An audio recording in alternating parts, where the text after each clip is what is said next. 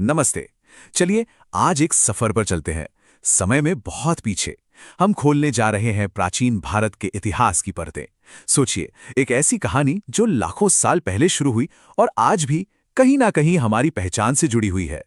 तो सबसे बड़ा सवाल तो यही है ना, कि लाखों साल पुराना वो अतीत, आखिर हमें उसके बारे में पता कैसे चलता है? मतलब, उस जमाने में ना तो कोई लिखने वाला था, ना ही कोई कैमरा, तो फिर ये सारी बातें हम तक पहुंची कैसे? इसका जवाब बड़ा मजेदार है। जो इतिहासकार होते हैं ना, वो किसी जासूस से कम नहीं होते। वो क्या करते हैं, अतीत के छोटे छोटे बिखरे हुए सुरागों को उठाते हैं और उन्हें जोड़कर एक पूरी कहानी बना देते हैं। और इस जासूसी के लिए वो खास तौर पर दो तरह के सुरागों का इस्तेमाल करते हैं। तो ये सुराग हैं क्या? देखिए, पहले तो हैं पुरातात्विक साक्ष्य। आसान भाषा में कहें तो वो सारी चीजें जो खुदाई में मिलती हैं या जमीन के ऊपर ही मौजूद हैं, जैसे पत्थर पर लिखी कोई बात, पुराने सिक्के या हजारों साल पुरानी कोई इमारत। और दूसरे होते हैं साहित्यिक स्रोत, मतलब उस दौर में लिखी गई किताबें, धार्मिक ग्रंथ या फिर किसी विदेशी यात्री ने जो कुछ भी देखा और लिखा। तो आज की इस पूरी चर्चा में हम इन्हीं सब चीज़ों को समझने वाले हैं। पहले देखेंगे कि इतिहास के स्रोत क्या हैं, फिर जानेंगे कि समय को गिना कैसे जाता है, और उसके बाद हम भारत के तीन सबसे बड़े प्राचीन दौर, प्रागैतिहासिक, आद्य ऐतिहासिक और ऐतिहासिक काल की यात्रा पर निकलेंगे। लेकिन इतिहास को समझने से पहले सबसे जरूरी है उसकी टाइमलाइन को समझना। मतलब आखिर इतिहासकार इतने लंबे हजारों लाखों साल के समय को नापते कैसे हैं? कोई तो तरीका होगा, है ना? हाँ बिल्कुल, एक तरीका है। पूरी दुनिया में एक ही सिस्टम फॉलो होता है, जो ईसा मसीह के जन्म के साल पर आधारित है। उनके जन्म से पहले का जो भी समय है, उसे हम कहते हैं ईसा पूर्व, यानी कि बीसी, बिफोर क्राइस्ट। और उनके जन्म के बाद का समय कहलाता है ईसवी या एडी, मतलब एनो डोमिनी। अब यहाँ एक मजेदार बात है। ईसा पूर्व में यानी बीसी में साल उल्टी गिनती में चलते हैं। कंफ्यूजिंग लगता है ना? पर इसको ऐसे समझिए। मान लीजिए सिकंदर का जन्म हुआ 356 बीसी में और उनकी मौत हुई 323 बीसी में। देख रहे हैं, नंबर 356 से घटकर 323 हो गया। ऐसा इसलिए क्योंकि हम 0 ईयर की तरफ बढ़ रहे हैं।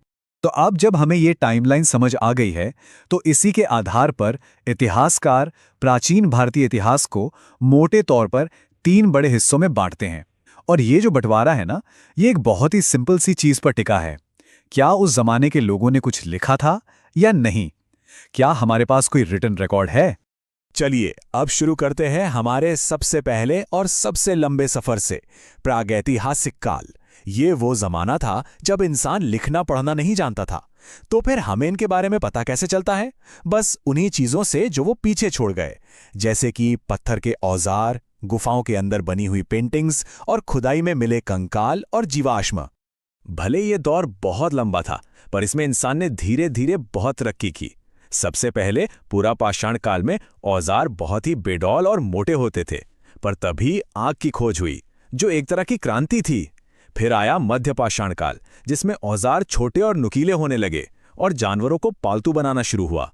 और आखिर में नव पाषाण काल में तो कमाल ही हो गया। चिकने पॉलिश्ड औजारों के साथ साथ खेती और पहिए का आविष्कार। इसने तो इंसान की पूरी दुनिया ही बदल दी।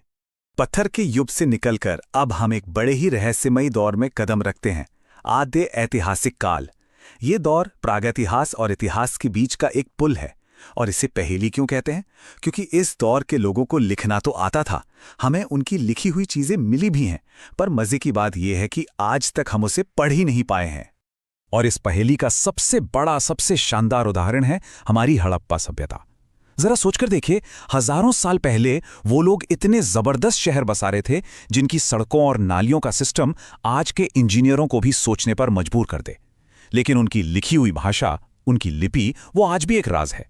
वैसे इसी दौर में इंसान ने पत्थर के साथ साथ अपनी पहली धातु तांबे का इस्तेमाल भी करना सीख लिया था।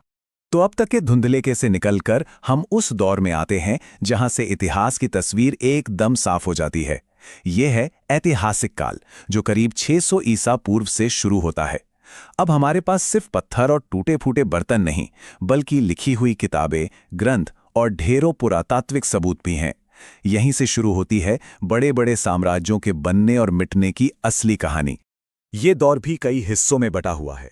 इसकी शुरुआत होती है वैदिक काल से, फिर आते हैं महाजनपद, उसके बाद मौर्य साम्राज्य ने लगभग पूरे भारत को एक किया, और फिर आया गुप्त साम्राज्य, जिसे तो भारत का गोल्डन एज यानी स्वर्ण युग भी कहते हैं।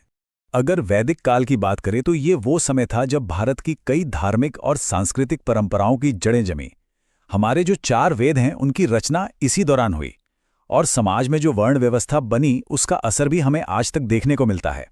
इसके बाद 6ठी शताब्दी ईसा पूर्व का समय तो एक तरह की वैचारिक क्रांति लेकर आया। सोचिए, एक तरफ 16 बड़े बड़े राज्य थे जिन्हें महाजनपद कहते थे, वो आपस में लड़ रहे थे, और दूसरी तरफ समाज में बौद्ध और जैन धर्म जैसे एकदम नए विचार सामने आ रहे थे जो पुरानी व्यवस्था पर सवाल उठा रहे थे। और फिर वो दौर आया जब भारत ने अपना पहला महान साम्राज्य देखा, मौर्य साम्राज्य। इन्होंने ही पहली बार भारत के एक बड़े हिस्से को एक शासन के नीचे लाया, और सम्राट अशोक ने तो कमाल ही कर दिया। उन्होंने अपनी बातें, अपने आदेश चट्टानों और खंभों पर खुदवा दिए। आज वही शिलालेख हमारे लिए उस जमाने को समझने का एक बेशकीमती खजाना है। मौर्यों के बाद कहानी आगे बढ़ी और उदय हुआ गुप्त साम्राज्य का। इस दौर को स्वर्ण युग क्यों कहते हैं? क्योंकि इस समय विज्ञान, कला, साहित्य हर चीज अपने चरम पर थी। हमारे महान गणितज्ञ आर्यभट्ट, जिन्होंने दुनिया को शून्य दिया, वो भी तो इसी शानदार युग की देन थे। तो प्रागैतिहासिक काल के पत्थर के औजारों से लेकर गुप्त काल के स्वर्ण युग तक ये थी हमारे प्राचीन भारत के इतिहास की एक छोटी सी झलक। आज की जो हमारी दुनिया है, हमारी संस्कृति, हमारे सोचने का तरीका, ये सब कहीं न कहीं इतिहास की इन्हीं गहरी जड़ों से जुड़ा हुआ है। ये सोचने वाली बात है कि इस इतने लंबे और शानदार अतीत में हम